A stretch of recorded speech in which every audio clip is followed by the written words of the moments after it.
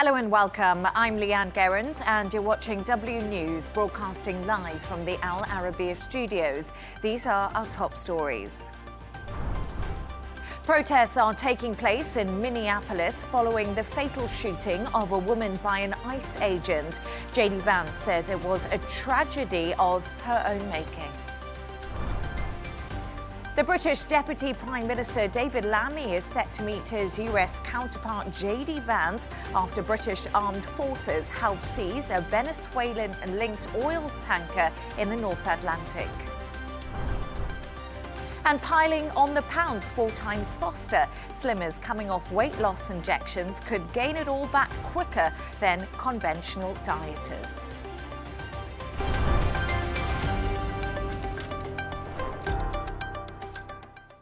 Protests are taking place in Minneapolis following the fatal shooting of a woman by an ICE agent. Multiple videos show agents approaching 37-year-old Renee Nicole Good's car as she appears to drive off. 2 gunshots can be heard. The U.S. Homeland Security Secretary Kristi Noem said Good was stalking and impeding officers and tried to weaponize her vehicle.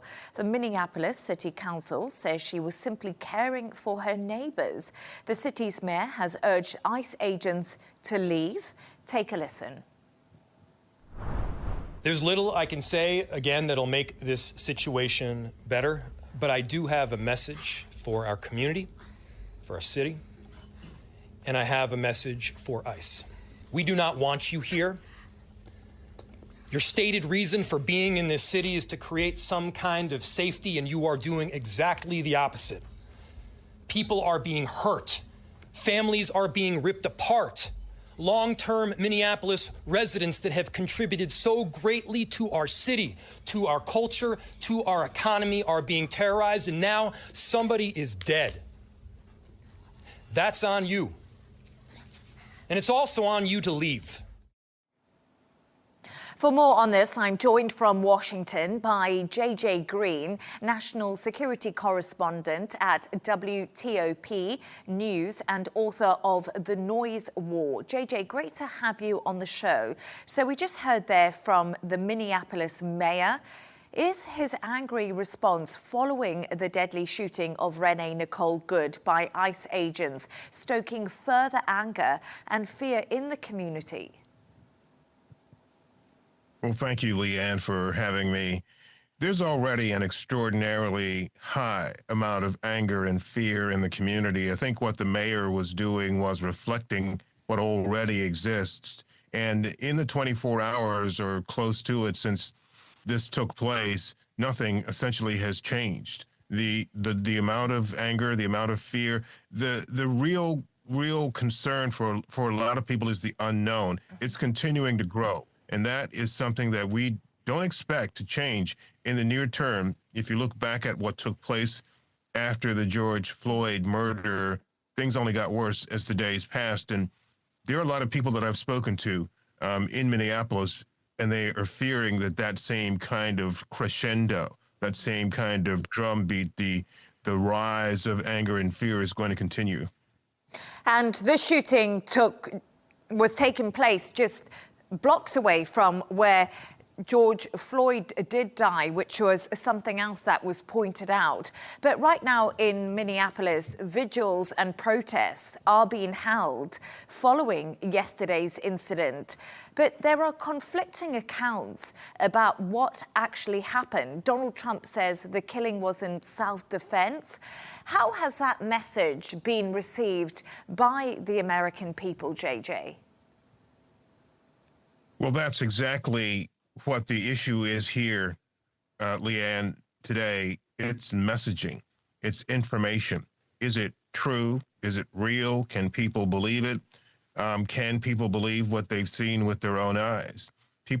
Most people in the country, I would say, many people have seen the video of what took place, and it did not look as though she was targeting the ICE officer. It looked as though she was sitting there in the street. The officer approached the car. She tried to get away. Shots were fired. She ended up dead. So, people are trying to reconcile what they saw and what they believe with what they're hearing. And it's simply not adding up at this point, based on the people I've spoken to. And days before the shooting of Renee Nicole Good, thousands of ICE agents were deployed to Minneapolis. And I think a lot of analysts and a lot of questions have been asked today. Do ICE agents have the right training, especially when it comes to de-escalation? Well, ICE agents, to my understanding, to my knowledge, they may use deadly force, but only as a last resort. And having covered ICE, DHS, Homeland Security, and National Security for years, I can tell you that is a long-standing doctrine. You only use that deadly force only if there's no way out. For instance, if your back's against the wall and a vehicle's coming at you, use deadly force to save yourself and others around you. But the key thing here that I'm hearing from a lot of law enforcement, and it's pretty obvious common sense, the officer could have stepped out of the way. And this is the thing that I think most folks are looking at right now. Deadly force was used, but it didn't necessarily need to be used in that case. And that's really the argument of those who are criticizing and concerned and angry and fearful today in Minneapolis. Yeah, like you said, it's the unknown that is making people really scared and really angry. But why is ICE in Minneapolis?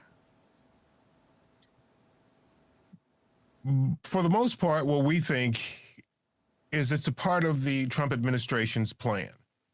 Their idea is to go to Minneapolis, to go to Chicago, to go to Los Angeles, to go to places that they believe are problems in terms of immigration, problems in terms of, shall we say, high crime. And you know, they've been here in D.C.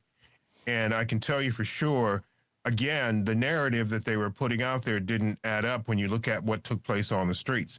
There was crime in Washington. There's always been crime in Washington, but it was nowhere near like what they were saying it was.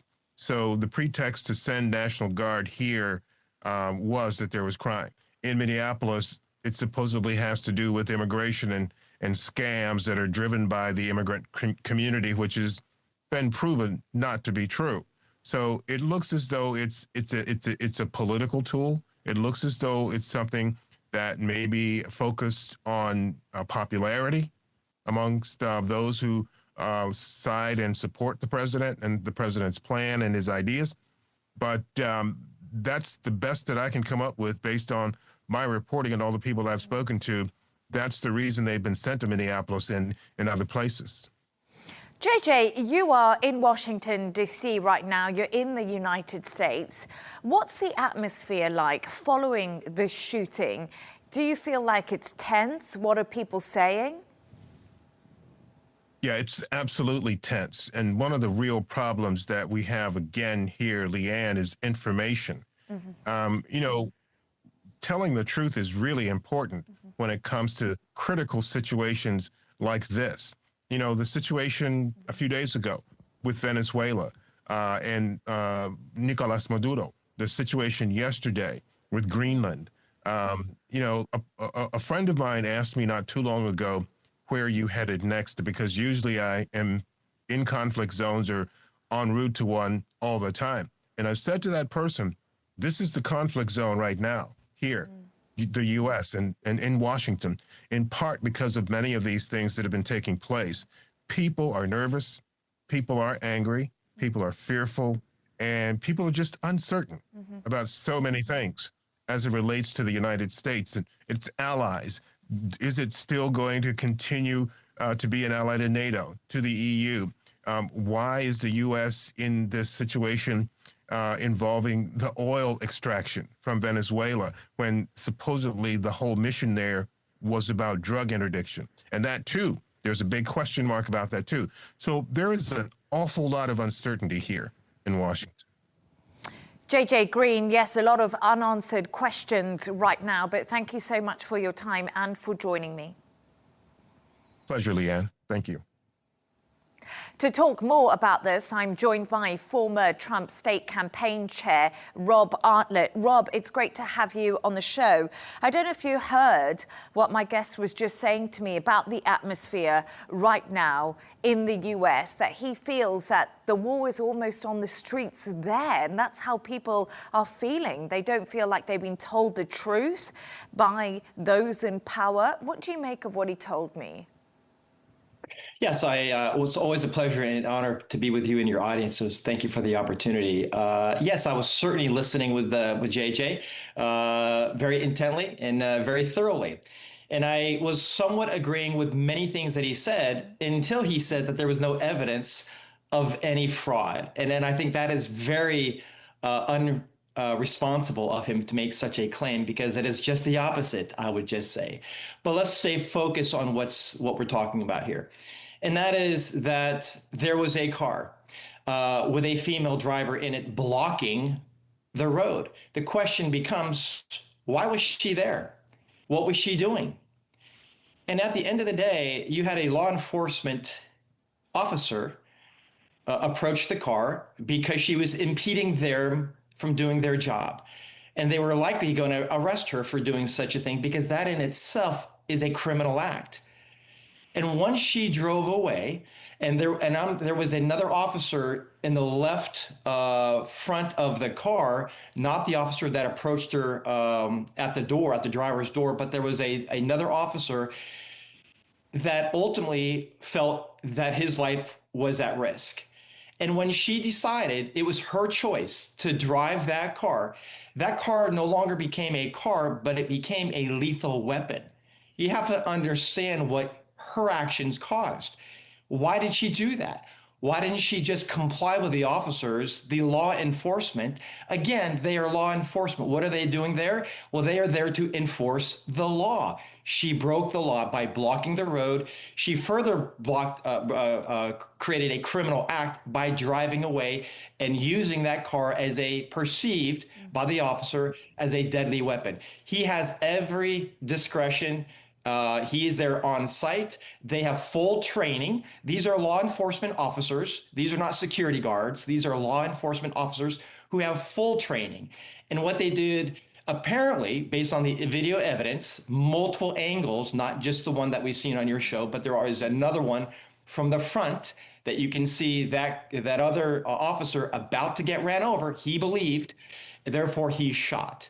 So at the end of the day, let's talk about the full context of the story, not just the act of one shooting another person. Why was she there? Why was she criminally wrong for not getting out of the car, complying with the officer? And then thirdly, why did she drive away and all of a sudden use that car as a deadly weapon, perceived to be used as a deadly weapon?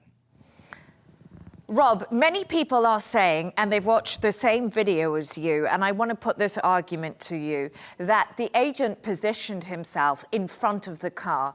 This is something not normally recommended for law enforcement to do. And we do know that there has been unrest with ICE agents in Minneapolis. It's continuing today. But a lot of people will be watching this video and almost seeing shots fired at point-blank range at somebody's face in a car. Does this indicate a lack of training, a lack of de-escalation?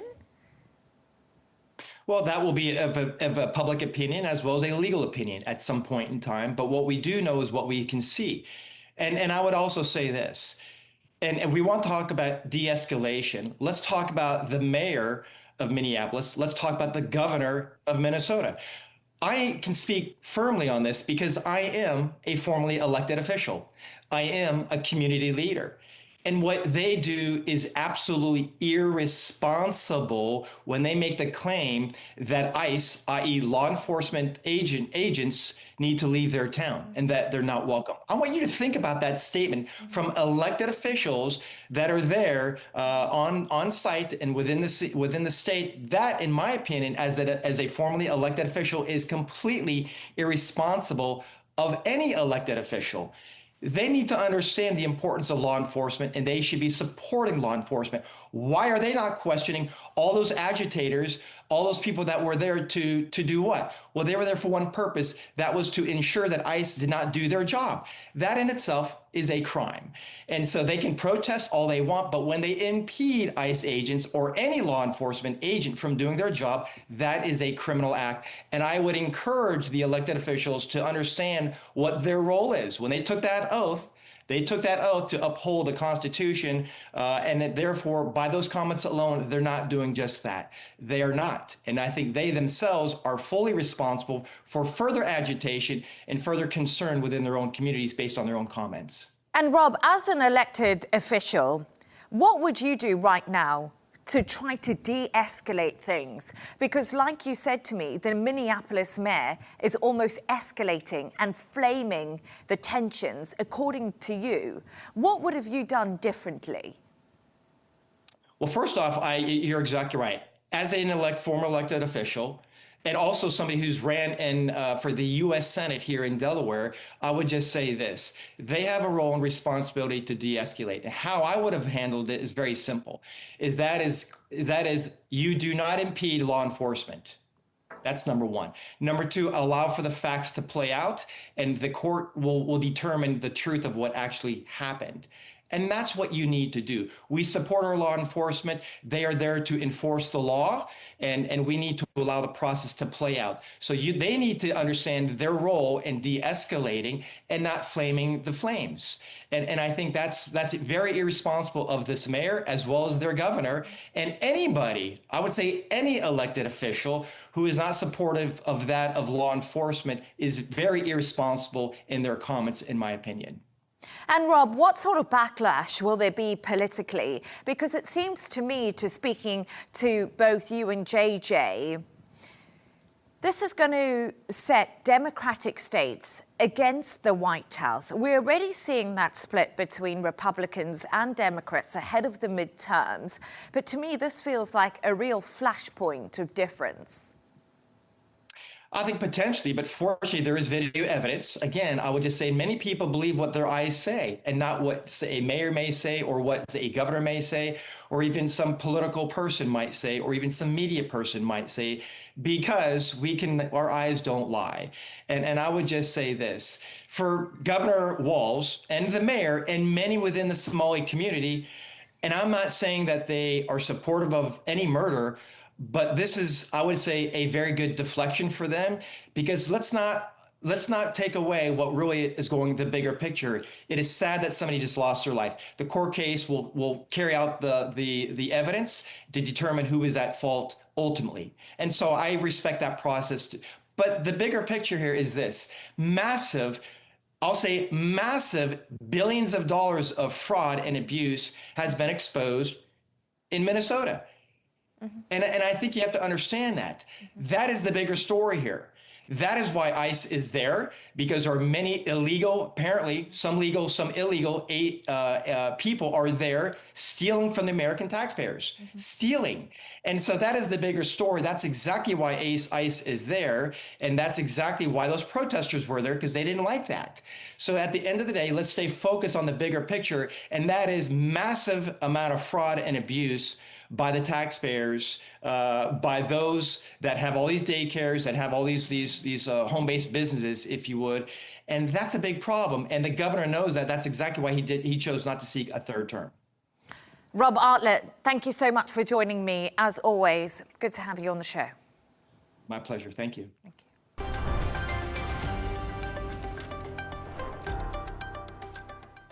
Now, the British Deputy Prime Minister, David Lammy, is set to meet his US counterpart, J.D. Vance, today.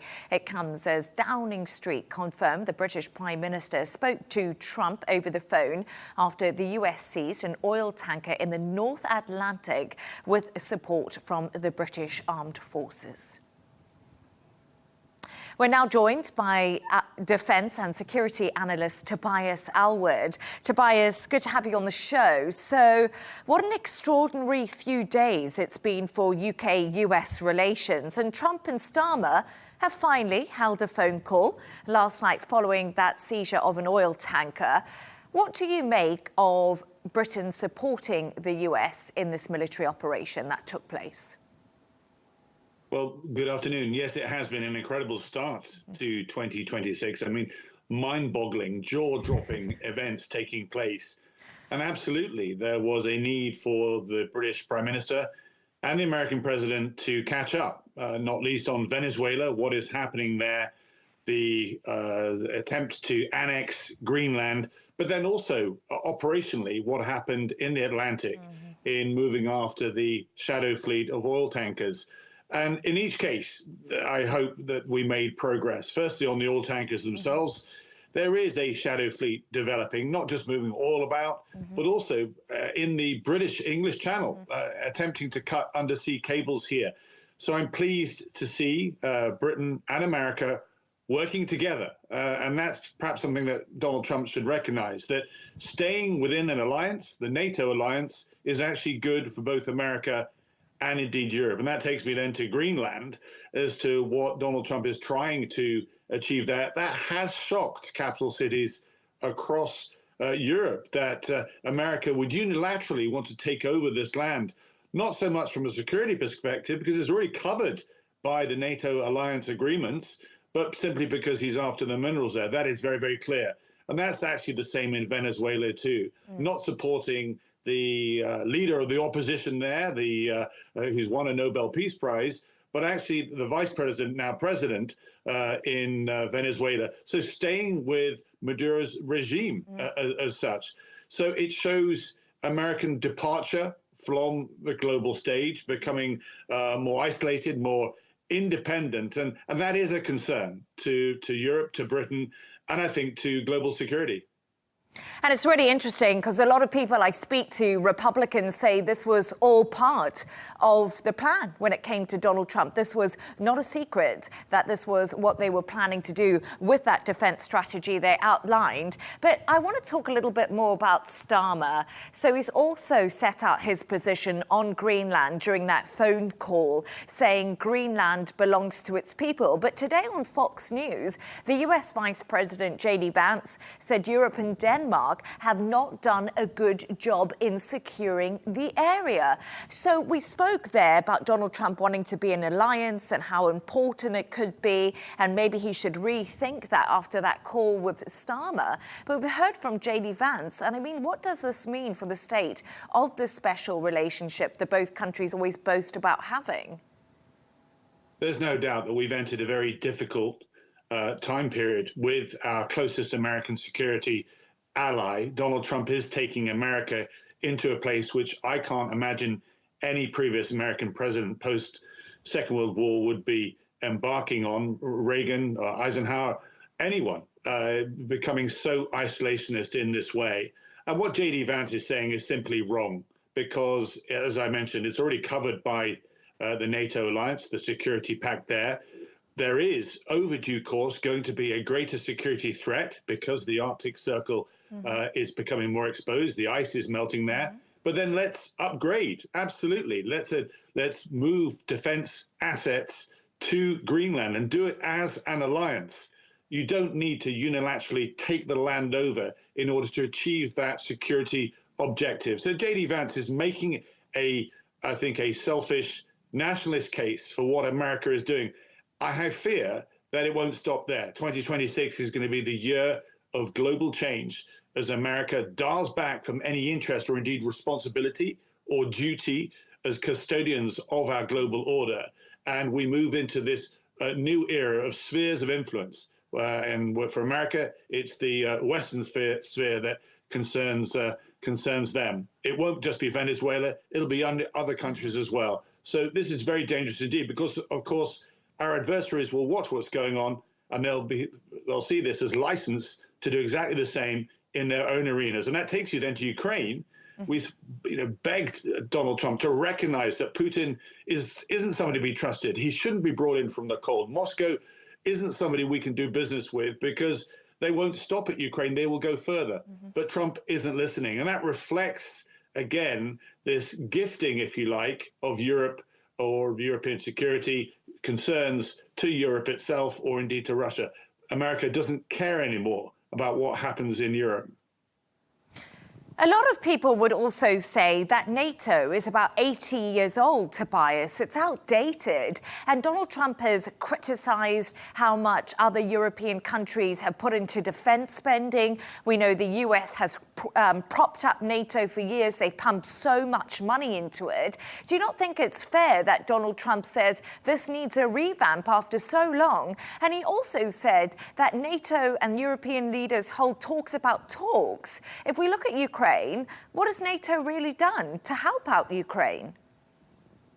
Well, these are important questions. I mean, starting from the top there, more money is being put into Europe. There's no doubt about it, because the threat has changed, less so that because Donald Trump has demanded it. I should make it very clear that whenever America, over the last 2 or 3 decades, has requested European help in other theaters of war, we've not quibbled, we've not questioned, we've not hesitated, and in some cases we've perhaps done the wrong thing, Iraq, Afghanistan, and so on, in supporting America. So we've never been held back by the fact that our defense spending has been less. The second point to make is that it's in America's interest for Europe to remain strong. If we are distracted by an assertive Russia, that means we're not there to help America in other theaters of war. And that's exactly why America remains engaged, or has done to date, in Europe, knowing that having a footprint here, having a strong European alliance, benefits America in the same way that Americans are very much engaged in Japan and South Korea and other places like that. They're not going to withdraw from those areas. It's the global footprint that America has always managed to achieve, and that's helped global stability. So this is, again, all points to a fundamental foreign policy change by America, which is very, very dangerous indeed. Yes, it's dangerous. And Tobias, like you said, it doesn't appear to be stopping at all. But let's talk a little bit about David Lammy, because he's set to meet his US counterpart, J.D. Vance, today. And we've spoken about all the divisions over Ukraine, divisions over NATO, divisions over Greenland. Do you think we can expect anything to come from these talks? Because J.D. Vance always appears very America first. He does. I remember being in the room at the Munich Security Conference, when he said the problem isn't Russia, it's Europe and within, even citing Britain having problems to do with freedom of speech, citing an abortion clinic in Bournemouth, where I represented. It was completely out of place. He was making it up. Nevertheless, this is what America is on, a mission to rewrite the global order, to step back from any engagement with other nations, move to a more transactional approach, even if that's with adversaries such as Russia. And that's what Greenland is all about. I hope we take a more affirmative footing. As I stress, it's our closest security ally.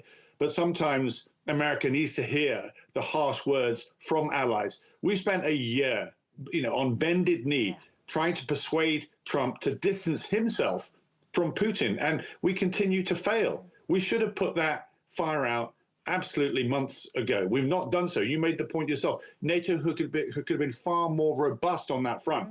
But that only happens if we've got American involvement, because they come with such might. And yet here we are, so many years later, and it still rumbles on. And there's also lots of questions about the British Prime Minister, Keir Starmer, if he's been strong enough. And that's a conversation for a whole nother day. Tobias Ellwood, thank you so much. Thank you.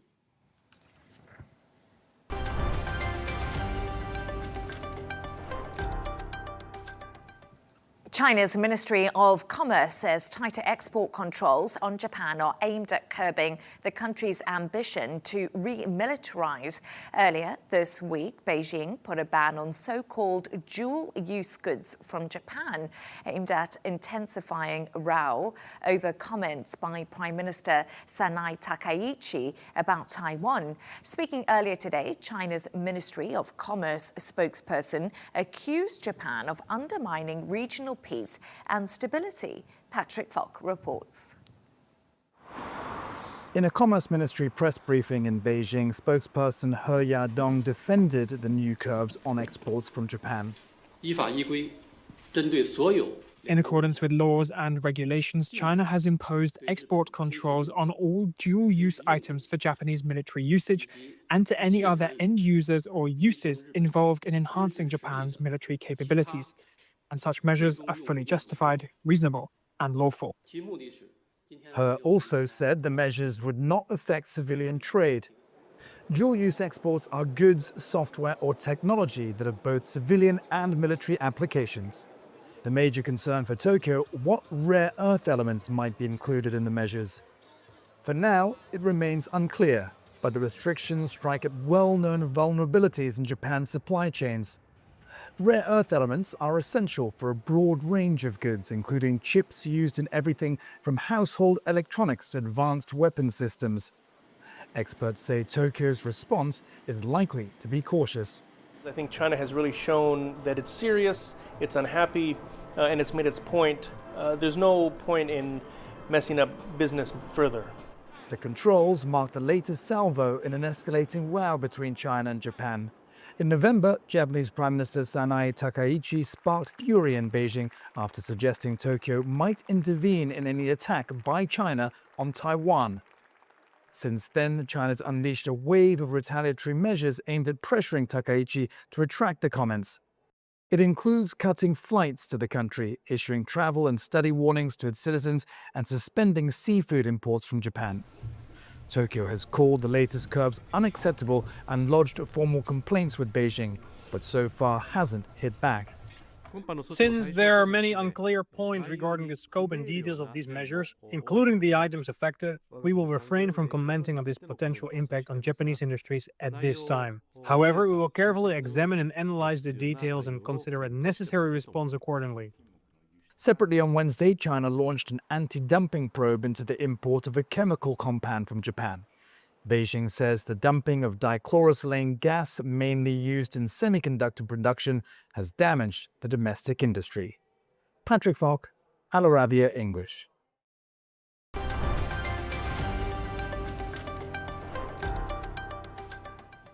The Saudi-led coalition supporting Yemen's internationally recognized government says Aidaris al-Zubaydi, head of Yemen's Southern Transitional Council, has reportedly fled Aden and is now in Abu Dhabi under Emirati supervision. Officials say he left by sea yesterday, sailing to Somaliland with his vessel's transponder switched off, where he was met by Emirati officers and flown by plane to Abu Dhabi.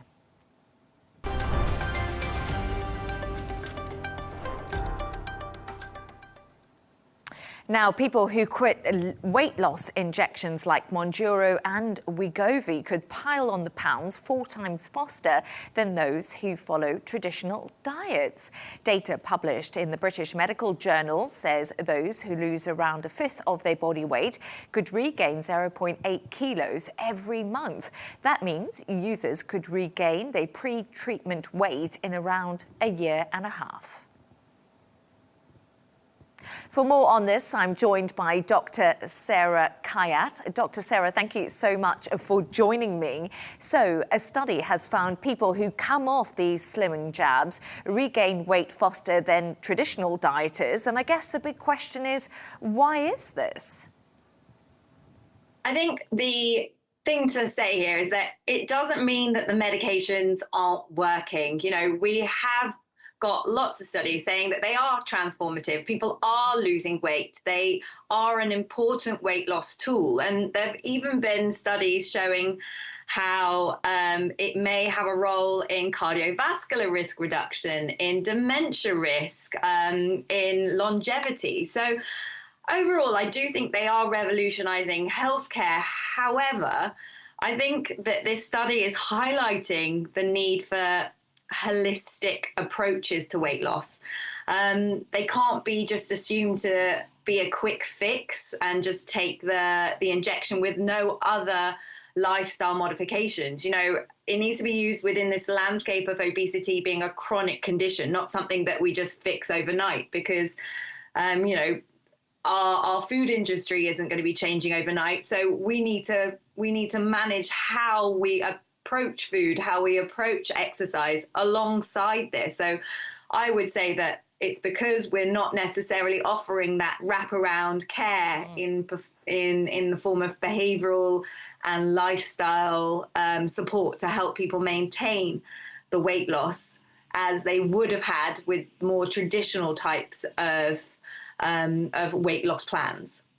Let's be honest here, Doctor. These weight loss drugs are extremely, extremely popular. I feel like everyone I've spoken to, no matter what weight they are, have used them or they want to use them and they think that they're a really good idea and actually for a quick fix, because lots of people don't want to put in the hard work when it comes to traditional dieting. So how do doctors manage that right now? Because I think that is one of the concerns. We have fairly robust criteria by which we are meant to be prescribing these medications.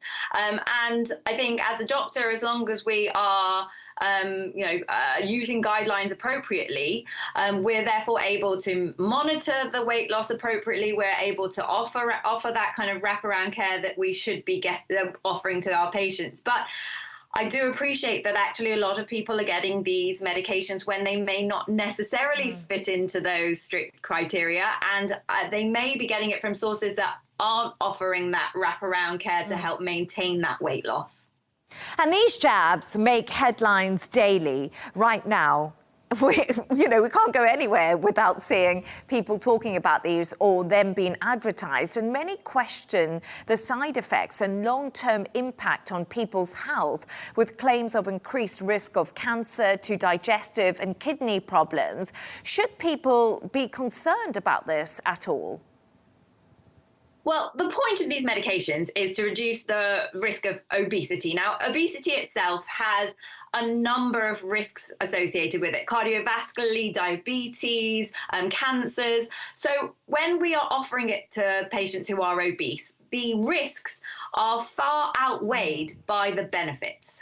However, if people are taking this and they are not within that obesity category, that's when we start needing to reevaluate that risk-benefit profile and determine whether actually indeed those risks aren't being outweighed by the benefits anymore. I would say overall, they are fairly safe. We have got a lot of studies on them now. There are, as you say, a lot of people on them. So we are now able to evaluate those risks associated with it far better. We know that, pancreatitis is a serious condition. It is one of the risk factors associated with it. We know that there are also common side effects, gastrointestinal mainly. But for the most people that are on it, those risks are fairly small compared to the benefits of losing weight and getting in a healthier BMI range. And I guess as soon as people lose weight and go into a healthy BMI range, they could be more tempted to go down the holistic route, like you're saying, because they'll be confident to go to the gym, they'll be confident to eat healthier. But do you think that people should be on these jabs for life, as the study has some way alluded to? Look, I think there will be some people for whom lifelong use may be necessary. The hope is for most that we are going to, as you say, get the confidence to then maybe go to the gym or exercise more, or maybe have that time that you're taking it to reevaluate the foods and your behavior around foods.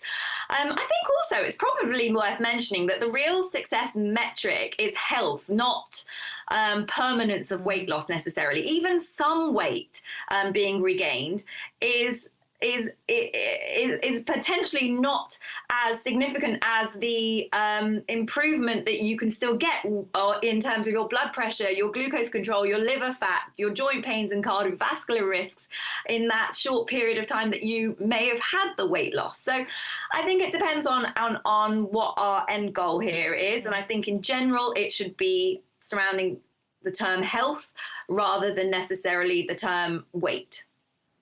Dr. Sara, it's always hard work in the gym, I must say that, but thank you so much for joining me. Thank you. Okay. A reminder of our top stories now. Protests are taking place in Minneapolis following the fatal shooting of a woman. The British Prime Minister Deputy Prime Minister, David Lammy is set to meet his US counterpart J.D. Vance after British armed forces help seize a Venezuelan-linked oil tanker in the North Atlantic. And piling on the pounds 4 times faster, slimmers coming off weight loss injections could gain it back quicker than conventional dieters.